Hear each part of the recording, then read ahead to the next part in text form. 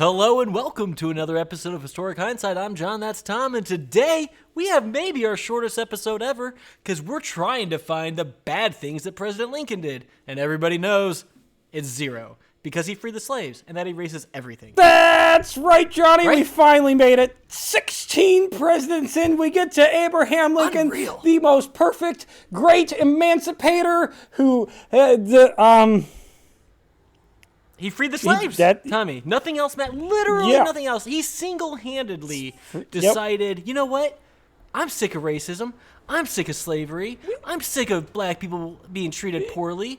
I want them to be equal members in our society. We need to bring them into America, meld them into this melting pot that we have, and accept them as equal parts in our community. And he did that. Abraham Lincoln did that all by himself with no help from anybody else. He didn't try to do anything negative or bad. He was amazing. This was... that's it for this week in Historic Hindsight. Thanks for listening. Be sure to subscribe, rate, and review, and maybe next time we'll talk about a president who actually did something bad. So I'm going to preface everything that follows from this point on. What? The lost cause is bullshit. All your talking points are bullshit. Everything I'm going to say about Lincoln from this point on still does not give you any credibility to your lost cause bullshit. Wait, are you about to say that President Lincoln did some things that were unsavory or maybe not on the up and up? Or well, Johnny, let's talk about slavery, right? That's where we start with all of our presidents. Yeah, we all that's start where we with start slavery. everywhere. First off, not a slave owner. And he freed them. And he frees them. He does. But before he does that, there's some things that we gotta clear the. What? No, we don't. We got a little bit, Johnny. Didn't own any slaves. That's A number one. Boom. There you go. He does marry into one of the wealthiest slave-owning families in Kentucky. So there is. Well, but love. It's love. Yeah, you can't help who you fall. You can't say, you shouldn't love somebody just because their family's abhorrent and own slaves. For somebody who fell in love with his wife, he sure had a habit of kissing a lot of young girls on his campaign trail. I mean, you gotta shake the hands and kiss the babies, Tommy.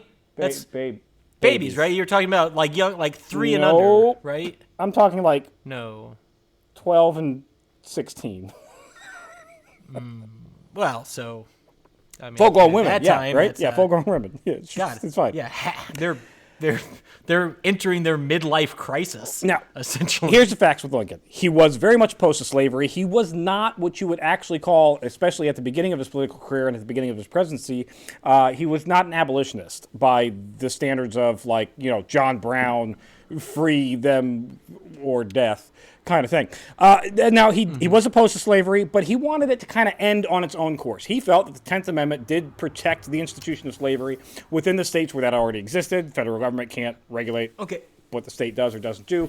He just thought... So his thoughts we're going to just stop going the expansion to of slavery. wait until the people... Yeah, we'll keep it where it is. Just the expansion. And then it'll eventually... Just get everybody... That was his goal. Would it... You think so? No, Does he? It's not a... Because it hasn't. That wasn't... I mean, in the States, sure, eventually, but it doesn't tend to in places that still allow it to happen. That is that. He also, Johnny... so famous... he was against famously, it, he does pass the 13th Amendment, which does ban and end slavery. He, however, does also pass on the original proposed 13th Amendment, which protects the institution of slavery where it already exists. And that's the Corwin Amendment, Johnny, where it essentially, without using the word slave, it says slavery is protected in the states.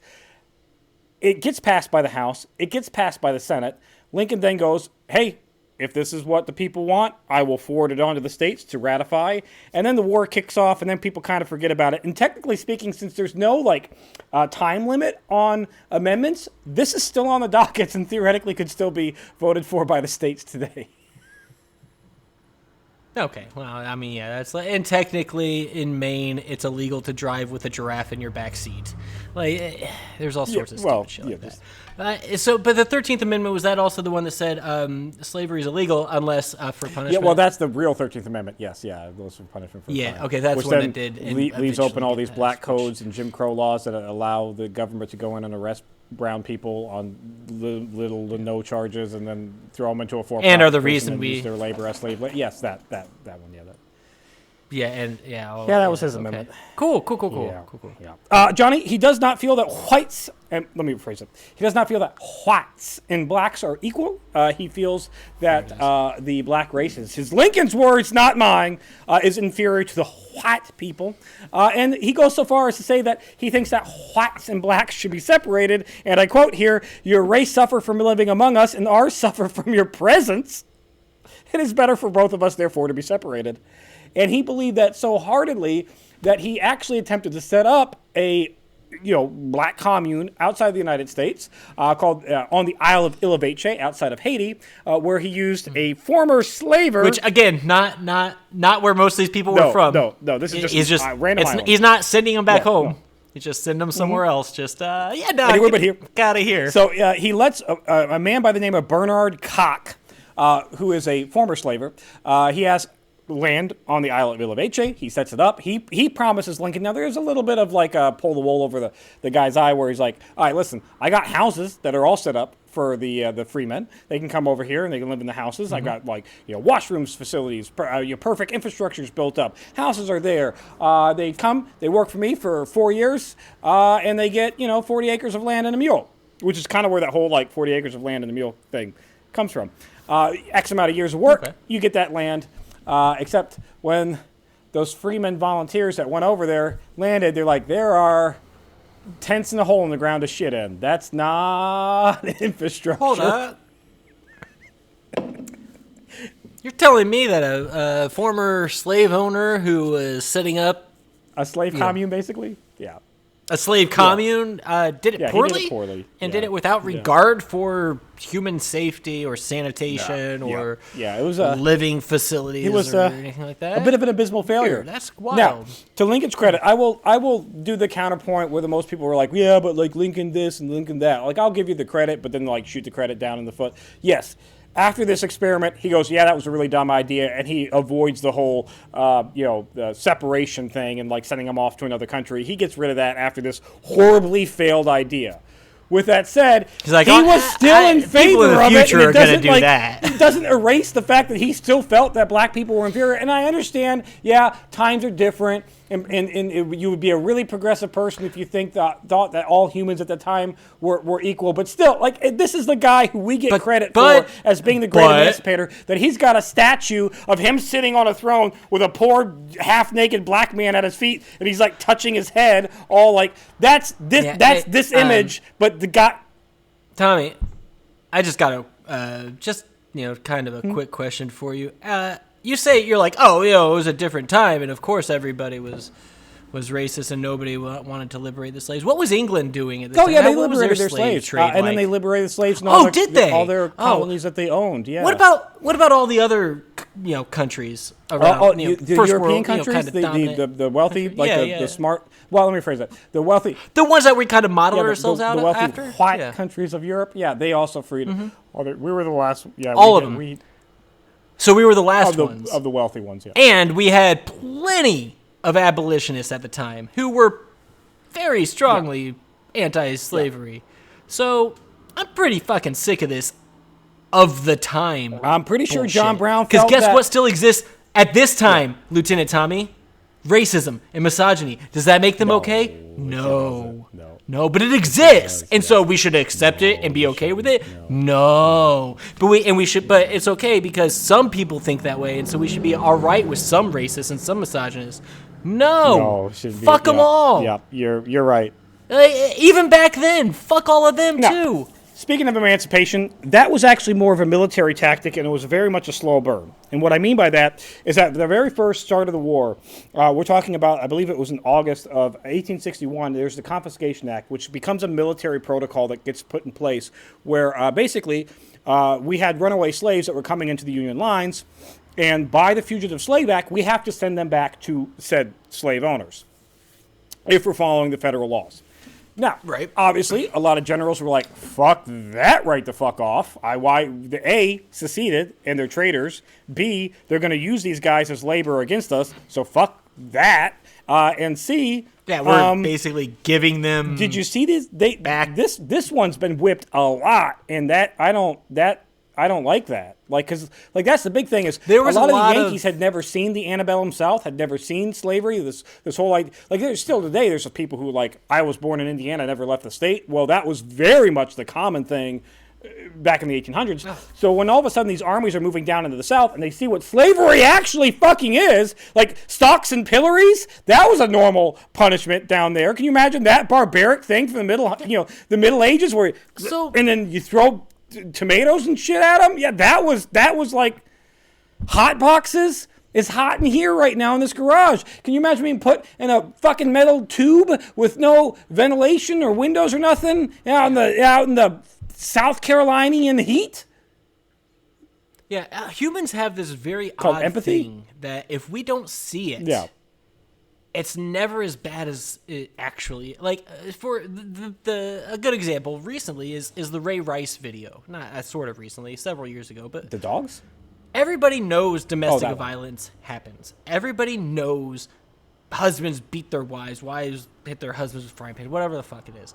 But when you see it, you hear about it and you're like, whatever, it happens. Blah, blah, blah. But then you see somebody knock somebody out and drag their lifeless body somewhere or whatever. And you're like, is that what that is? Yeah, that's pretty bad. Oh, that's real bad. We gotta stop that. Yeah. I don't like that. And so all of these Union soldiers and Yanks that, from families that didn't have slaves are going down and seeing the conditions and the treatment and the aftermath and everything. They're like, they're not just workers who don't. So get Congress paid. creates the first, the first Confiscation Act, which basically means if these slaves were being used against the North, used for war labor against the North, they're free. The Union can free them and take care of them. Do with them as you will. The problem with that becomes like the slaves would come back. The slave owners would come back and be like, I wasn't using them for military. This is just my guys making cotton in the backyard. Whatever bullshit lie. And then the government would have to spend the time. The military would have to spend the time to like determine whether they're lying or not lying and all that crap. Well, Lincoln shoots down the first conscription or first Confiscation Act. Now the second one boils down like less than a year later in 1862, and now it's just flat out like if a slave runs away and they're in the South, that slave is now free. If they go to North, like if they make it to the Union lines, they're free. Oh, as long as they as long as they make it to Union lines, they're free.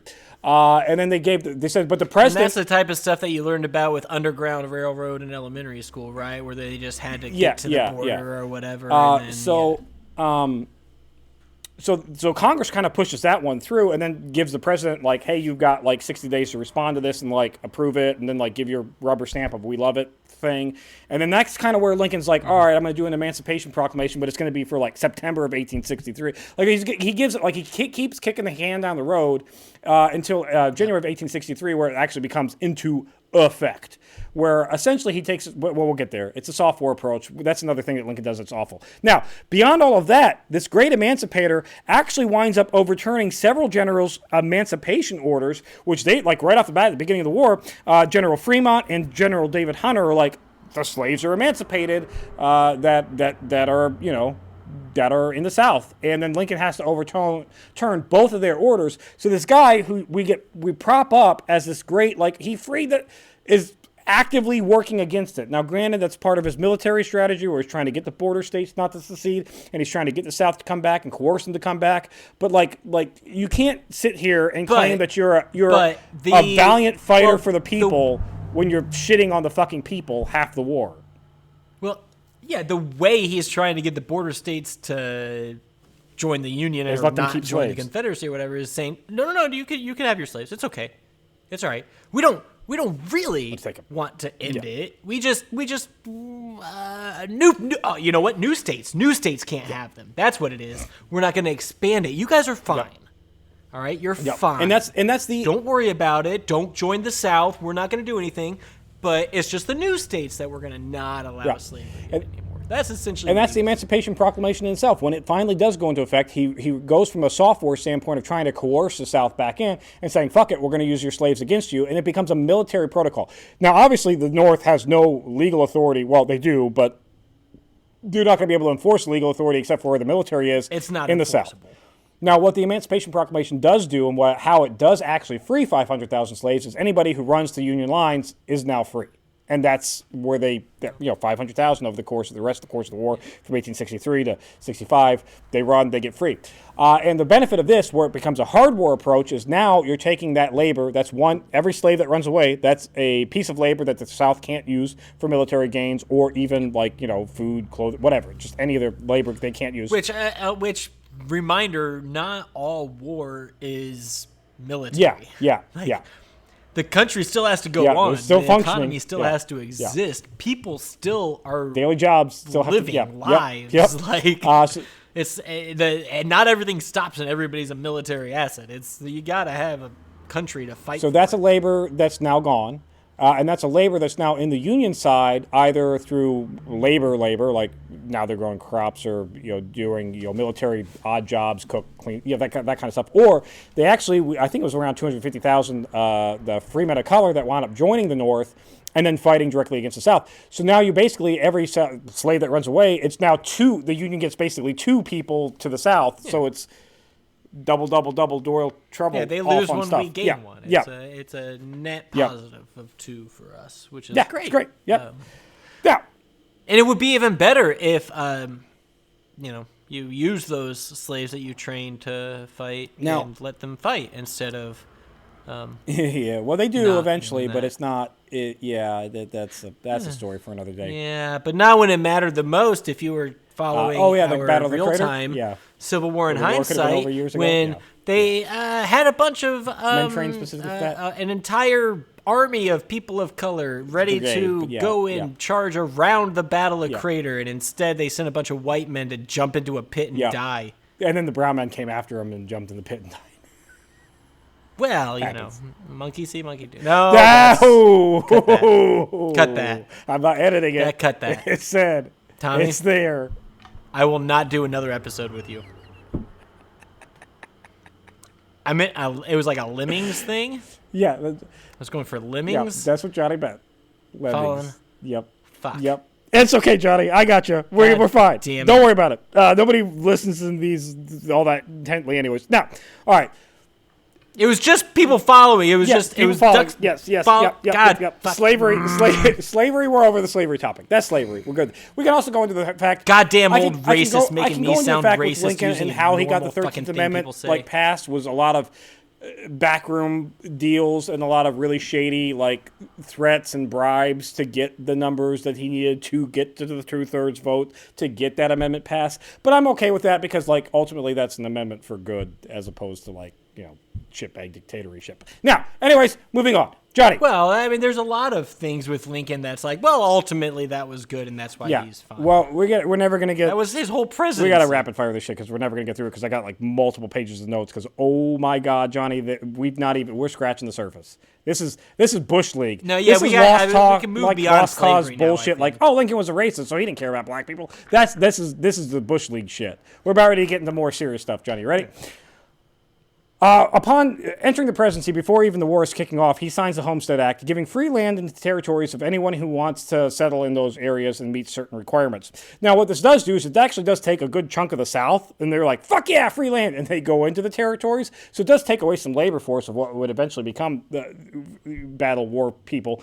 And to be fair, Lincoln didn't actually write this law. It was actually done by the previous administration, but Buchanan vetoed it, and then Lincoln comes around and says, nope, rubber stamp, we're going to actually push it through. Now, the problem with this is who's on that land right now, Johnny? God, I don't think anybody. I think when we landed in North America, it was completely vacant of anybody. And so until we populated, I don't think anybody was there. There's a fuck ton of Indians there, Johnny, and we didn't negotiate this with any of them.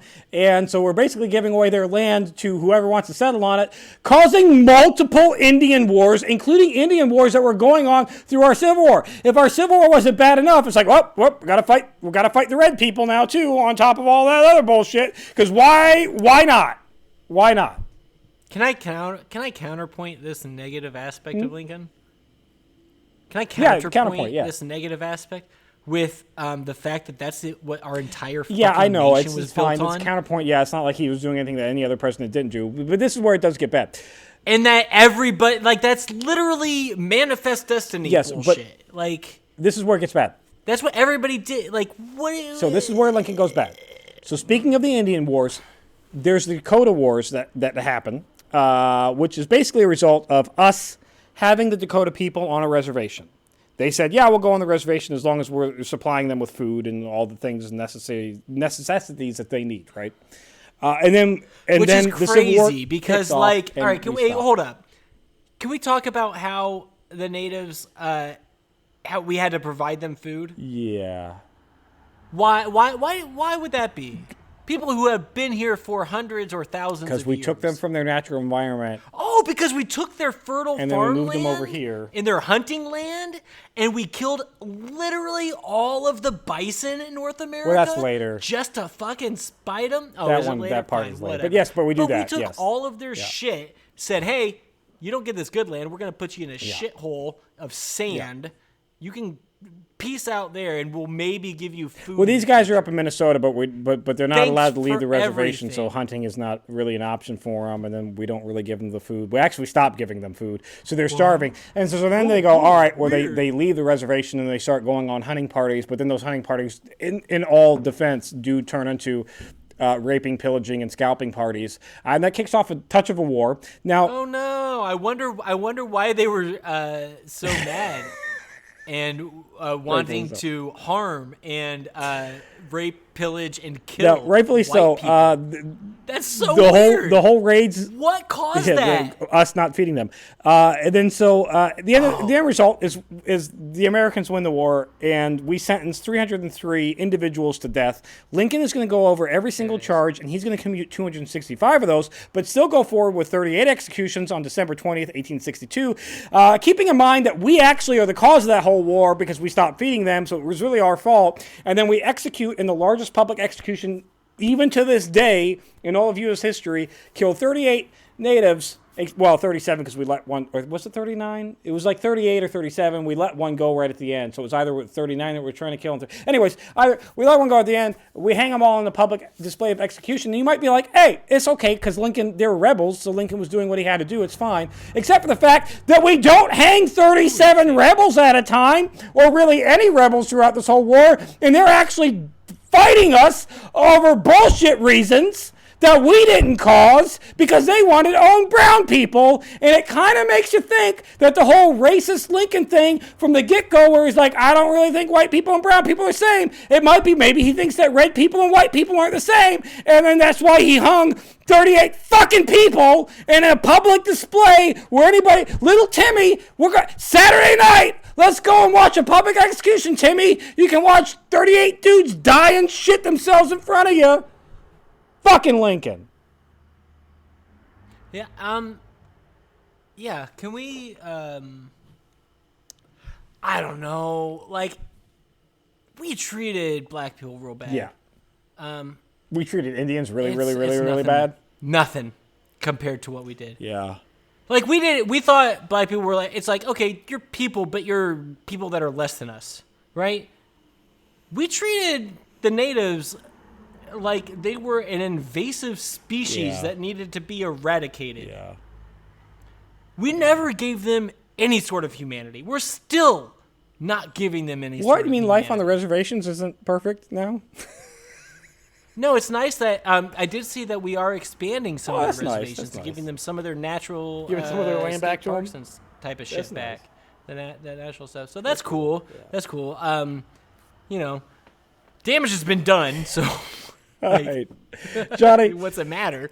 But you know, I know it feels good. Feels real good as a white man to go ahead and give the natives something back. You know, just doing my part, helping out. All right, Johnny. Fucking on to the Constitution of these great United States.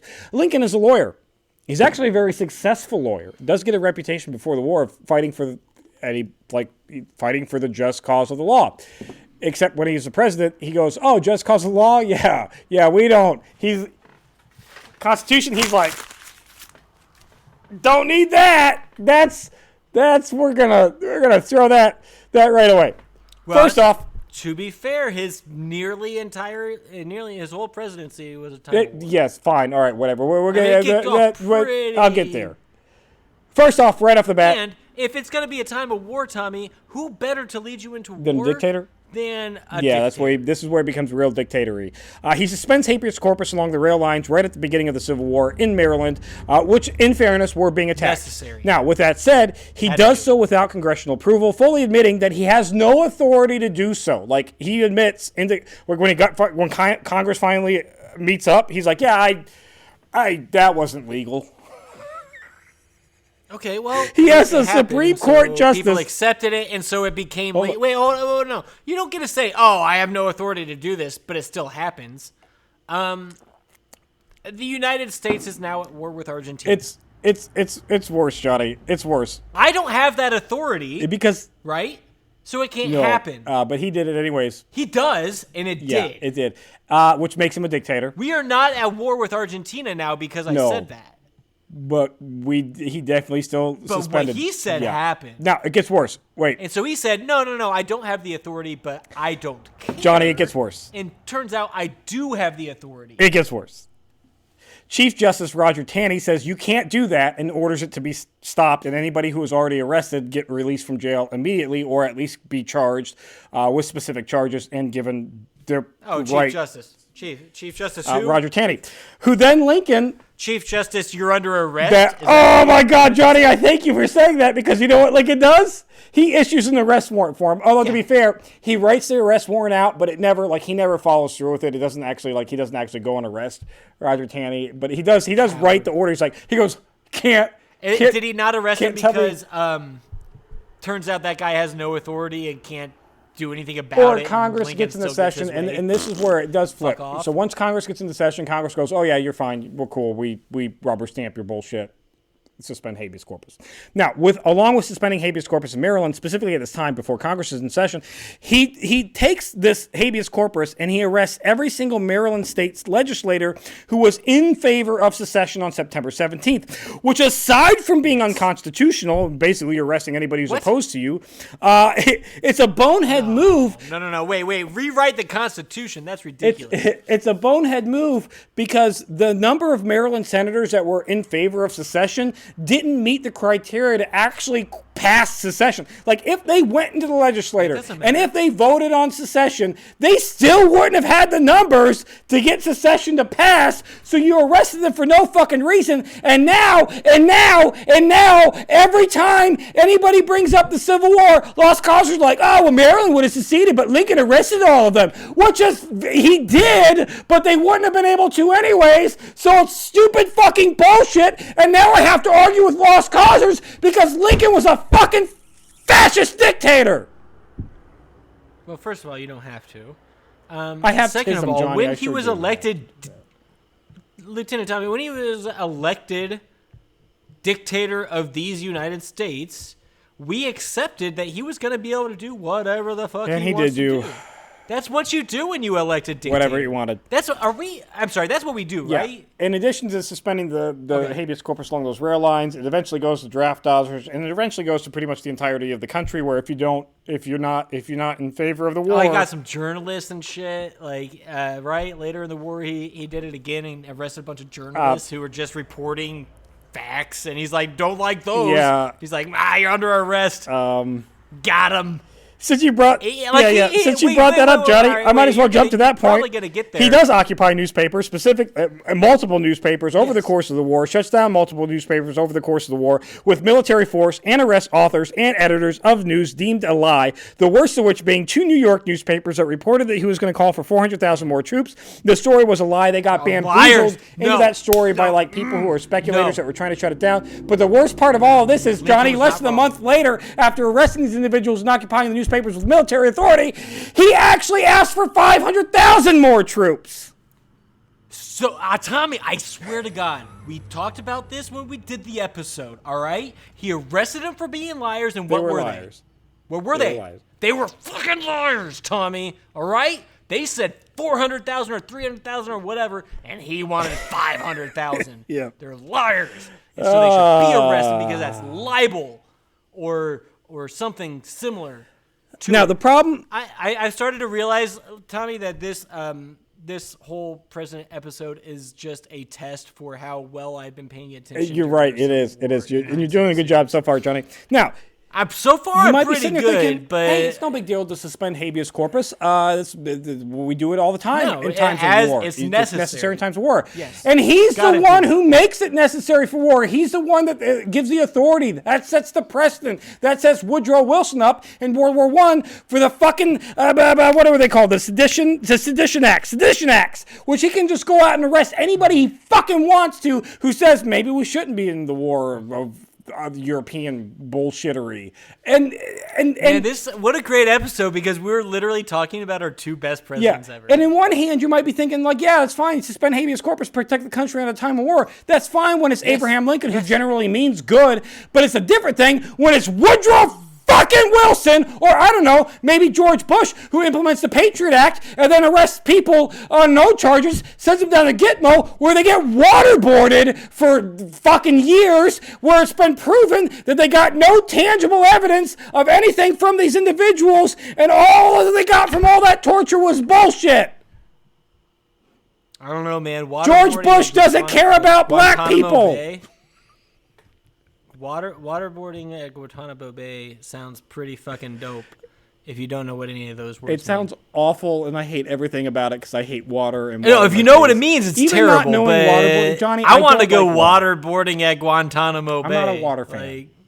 The biggest fan I have about water is... I didn't think I was, but I'm getting close. So I'm a water fan in that if you put me on a floaty, where most of myself is like, I'm in the water, but like I'm mostly out of the water, and you put a lot of alcohol in my hand, love the water. Especially when I can touch my toesies on the ground and when I stand up. Yeah, you like a pool. You don't like... If you put me... I don't like an ocean. If you put me in the ocean where my toesies can't touch down, I don't... There are big things that float in there, and I don't like that. And then water in my face, I don't like that. The ocean's an endless abyss that will kill us all one day. I don't like it. Don't like it. Anyways, Johnny, on top... Lincoln hated the oceans too, I've heard. Yeah, he did. On top of all of that, Johnny, he uses these powers that he's gained, legally or illegally, to deport political opponents, including Clement Vallandigham, who's a U.S. representative from Ohio, and by all accounts, he was a miserable idiot who openly criticizes Lincoln for his approach on civil liberties, and as a reward, he gets deported to the South. But to be clear, Vallandigham was not a traitor. Hey. He was not a fucking... He wasn't a spy for the South. He wasn't cooperating with the South in any way. At best, you could maybe call him a copperhead because he had some Southern sympathies, but at the end of the day, he's like deported to the South. And then Lincoln's such a pussy that when Vallandigham comes back, he goes, oh, it's fine. Yeah, he served his time. Well, like he got punished. He served his time. He came back. What do you want? Next up on the docket, Johnny. How do you do that, by the way? All right. Sorry. This is stupid. No, it's not worth it. It is. I'll do it anyway. How the fuck do you just kick somebody out? Like, what do they do? They grab him. Like, Johnny, they grabbed him. They arrested him. They took him down with the military down in the South, and they're like, there you go. And they just let him go. Could you imagine? All right, could you imagine? Which is fun. To be fair, today, I will give Lincoln the credit. If you just got dropped off in fucking Greenbow, Alabama. Yeah. It is kind of funny, though. What the fuck would you do? It is kind of funny. It's like you love the South so much, go live there. Yeah, go fucking do it. Yeah, it's great. I do love it, but it's not legal. Actually, you can't do that. Tommy, he is a president during war who has declared himself dictator of these United States. He can do whatever he wanted. He can do whatever the fuck he wants. He did whatever he wanted. That's evident. And he did. He definitely did whatever the fuck he wanted. If it meant arresting you, fine. Who cares? Newspaper. Can you imagine in the current political climate, like one of our candidates, either Trump or it's not Biden anymore, it's Kamala Harris. You can imagine them going like, all right, well, I don't like that. Fox said something bad about me, so I'm fucking going in there with the military and shutting down Fox. That would be kind of fun. Could I imagine? But that would be illegal. Former President Trump had a news agency say something negative about him and then wanted I believe that will happen. Yeah, could I imagine that? Yeah, I can. It's not. It's a. But yeah, it's a bad example. Yes. The answer is yes. Yeah. And, all right, fair enough. And unequivocal. All right, Johnny, yes. gotta keep moving on. This episode's getting long. Do you like paying income taxes, Johnny? Do you like the whole idea? Like, I fucking love it. Do you know best thing why? in the world. Because I don't have an Yeah, income. you don't have an income. I do have an income, and it kind of sucks that I have to pay an income tax. You know who's responsible for that? It's Woodrow fucking Wilson, who got the idea from Abraham Lincoln, because Abraham Lincoln is actually the first president to implement an income tax, which, by the way, there's nothing in the Constitution that actually is like, yeah, you can do that. That's not actually explicitly in it. There's nothing like that's, he just made it up. He's like, yeah, sure, we'll tax your income, because why the fuck not? After essentially also setting up the Federal Reserve, but it wasn't really the Federal Reserve, but because it was the Federal Reserve. No, Lincoln's credit, after the war's over with the next presidents, all the shit goes away, but then, Woodrow Wilson brings it back because fucking Woodrow Wilson! Yeah. I actually don't care about taxes so much. If I had to pay, I don't care about taxes so long as they're being paid by everybody. My issue is that we decided corporations and rich people, folks but they don't have to pay taxes. Yeah, I got you, Johnny. Or we have intentionally written into tax code so many loopholes for rich people because they're the ones making the tax code that they don't end up paying them on account of whatever fucking loopholes they made up. That's the issue I have with it. I'll pay all the taxes in the world if it means schools and roads and healthcare and all that shit's paid for. I'm upset that, I don't know, people like Elon Musk are paying less in taxes than I am. Well, my wife, not me. I don't pay anything in taxes. I get unemployed. Johnny, you're employed by me. I'm net zero. Johnny, I'm coming down there this week, and you're going to get $1. Silver dollar. $1? Like a 1770 or 1870 something. Am I going to have to declare this? I don't think it's under $30,000. You're fine. It's only worth under $30,000. Who makes $30,000? Oh wait, no. That got changed. It's like $600 now. You got to claim everything that's $600 or more. It's under $600. It's stupid low. It's still under $600. Okay, thank God. Johnny, the man sets up federal paper currency, the greenbacks, which sets the precedent for the Federal Reserve to become a thing, which sets the precedent to start printing money like it's fucking candy and we don't have to care about anything. By the way, inflation throughout the Civil War, even with the Northern greenbacks, is pretty goddamn ridiculous. At one point, the greenback is worth only 30 cents. And again, I know that Lincoln did this, and I know that it doesn't stick permanently until Woodrow Wilson, but the guy gave Wilson a plan, and it's his fault. Okay. And Johnny, rapid fire the last. This really feels like more of a Woodrow Wilson episode. Last thing. All right, this is the worst that Lincoln does. Oh, we're almost done? Thank God. This is the worst that Lincoln does. If you want to hear all the real bad shit he did, just go watch our Civil War in hindsight. Well, that's like 200 episodes. It will only take you 4 fucking years. It's 200 episodes. I don't know how long it is actually, like end to end. Oh my God. It's got to be long. Anyways, Johnny. Stupid long. The man who wants to put his hand in the pot of everything is controlling the war as the supreme commander, which he sets up that. Yes, the president was always like commander in chief, but usually that was just like I have advisors and they do their thing, and I talk to the advisors who to do their thing. Lincoln wants his hand in fucking everything, which includes specifically. Wait, you're gonna be mad at a hands-on president? Yes, because he specifically picks. You're gonna be mad that somebody wants to do their job instead of delegate it? All right. First off, he appoints Seward as his chief and fucking. You're the guy. You're the Secretary of State, right? Seward is his opponent during the election and thought that he should have been the president nominated by the Republicans. So there was a lot of fighting there. During the whole Fort Sumter crisis, Seward is going down to the Southern diplomats saying, I promise you we're going to abandon Fort Sumter. Lincoln says he's going to abandon Fort Sumter in 5 days. Lincoln never fucking said that. And because of this bullshit, we're going to abandon Fort Sumter in 5 days, now you got all the lost causers Lincoln said that he was going to abandon it and he didn't. Lincoln never fucking said that. Seward was lying and saying that that's what Seward wanted to do and had no authority or no knowledge of what Lincoln was actually going to do with everything. And Lincoln had is is this an Abraham Lincoln or is this a Stewart? Lincoln didn't do that. So Lincoln's from his speech is look, somebody who's a goddamn liar. That's not his fault, Lieutenant But Tommy. He put him in charge. He appointed somebody opposed to him to try to get balance in the House. In the White and House, it backfired and it didn't work. And he did it. And that's not on top of that, Johnny, he appoints McClellan. Do you remember the first 2 years of this war when we talked about it, Johnny, with McClellan? And how every week we're like, McClellan's just staring at Lee, not doing a fucking thing for 2 fucking years. Remember that? I do. Put that asshat in charge.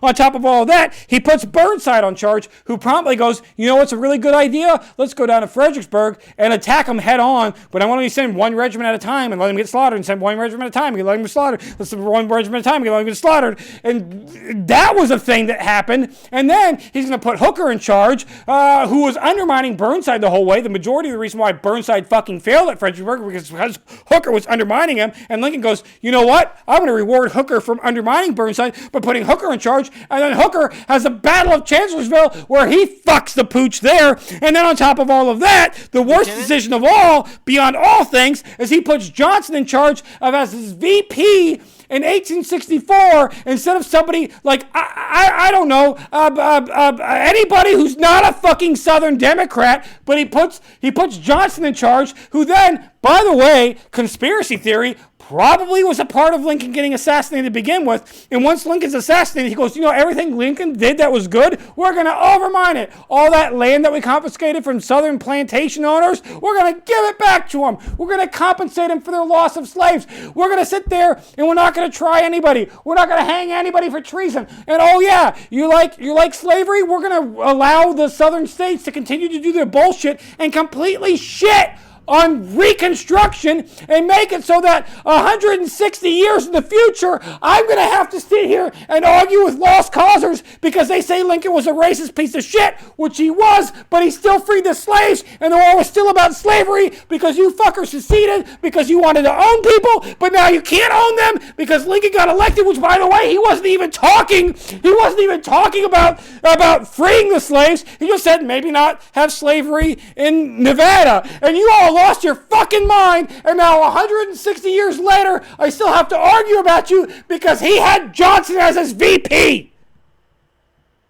Boy, it sure seems like you're not mad at Lincoln. You're mad at the people Lincoln appointed. And I don't remember you being mad at anybody that any other president appointed. Because, like, you're like, oh, he did all these things, but then you're like, he appointed these folks who did all these things, and they did those things. He didn't. He didn't fucking. You know what he did to Johnny? He suspended habeas. Oh, the draft. I forgot about that. He is the first president to initiate a draft. Well, unless you count Trader President Davis's draft in the Confederacy, you don't, because it was it's a fake nation. Yeah, but so he is the first one. And then the draft is really, really bad because on top of like initiating a draft, which is in and of itself is a little iffy, it's then like if you're rich, you can buy your way out of it, like $300. Buy your way out of it, or if you find some poor God, thank goodness we got rid of that, right? Rich people don't get out of drafts anymore. God, thank goodness. Whew. Otherwise, that would have been terrible. Can you imagine if, like, during the Vietnam War, people who were wealthy just got out of it? Oh, God, that'd be so great. You imagine there was somebody who would eventually become a president who just went up to Canada for a couple of years? Oh, it'd be wild. Like, no way that would happen. Nobody would ever elect that guy. What an asshole. All right, that's it. Whatever. For this week in Historic Hindsight, if you want to hear more about how Lincoln's kind of an asshole, watch our 876,000-part series on the American Civil War, where we go week to week on this bullshit. And Lieutenant Tommy bores me with, not a lot of shit happened this week. We just took a bunch of pop shots at each other for 2.5 fucking years. And then eventually we get an exciting battle here and there. And we talk about that. We'll go in detail on it. It'll be very exciting. But anyway, I don't know. Lincoln was kind of shit. He did a good thing. That's great. But we'll see you next week.